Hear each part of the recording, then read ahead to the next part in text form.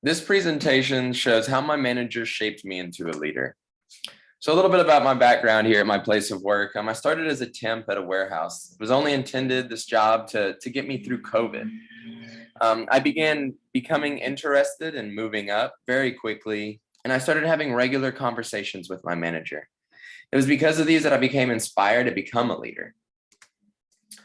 One of the things that my manager said was so important was establishing relationships. And he gave me a few of these tips here that really helped me build these relationships with my fellow team. So one was make yourself the go-to guy.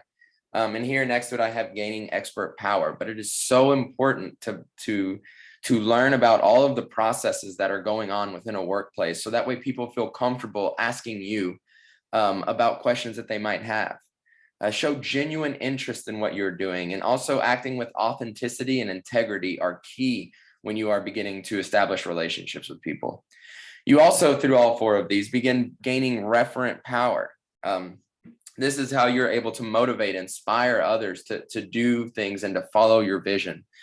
We also, of course, building relationships with your team is encompassing of all of these things, but also trusting in your abilities and not undermining yourself is going to show a lot of the authenticity here that I had mentioned earlier. Now, I realized that my manager was a transformational leader because he was able to inspire, encourage, and motivate others. He was able to innovate and improve on a lot of the processes that we had in place, and people were willing to follow in that change because he was a transformational leader. He can change the minds of others based on their own personal leadership. And this is where I started to talk about emotional intelligence and how important it is to know who you are talking to and what their interests are as well, in order to form a cohesive vision and goals that everybody can follow behind. His vision was well known from the get-go. He always made that very clear. And then two other takeaways I have from this is that it takes time to become a transformational leader.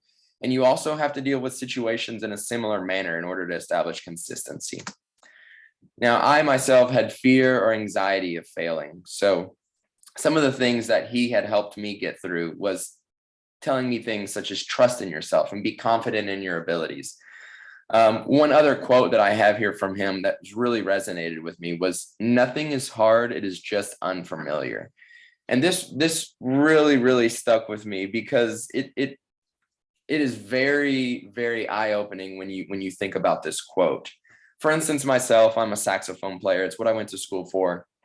But a lot of people come up to me and they say, "Boy, playing the saxophone must be really hard." And I tell them, no, it's not hard at all. You're just unfamiliar with it. And ever since I've heard that quote, I use that in so much of my life because nothing is hard. Again, it's just unfamiliar. Also, learn from your followers and your peers. A lot of times we always look up when we look for guidance, but a lot of times we need to look around us and, figuratively speaking here, below us as well with our followers. That's how you're going to be able to learn what the best leadership style is to use for your team. Two other things here: you are qualified for the task, and don't be intimidated by the word leader. Obstacles along the way. So I had lack of experience. I'd only been there 5 months before I stepped in my leadership role.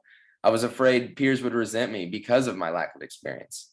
Time management is important. So when followers would let me know something that they needed to be done, I needed to ensure that I got it done in a timely manner. Also, I had unclear goals, which led to unmotivated followers in the beginning. If your goals are not clear and you don't make those evident from the start, a lot of times that's what's going to happen. Also, I had lack of involvement, which came from unclear goals. And also I would lead with too much empathy, which would sometimes make me appear as like a doormat or someone that could be easily walked over.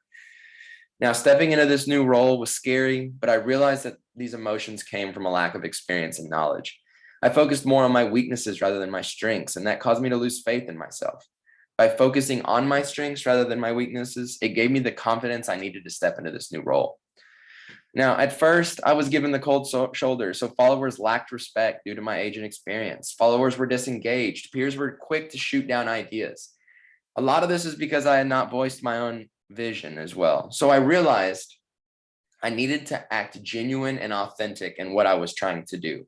With time, I knew that I would be able to persuade them that I was qualified for this position. I also, with my own followers, used a democratic style of leadership, and this allowed everybody's ideas to be heard, and it allowed their thoughts and opinions to feel more valued. Now I have here 5 bases of power.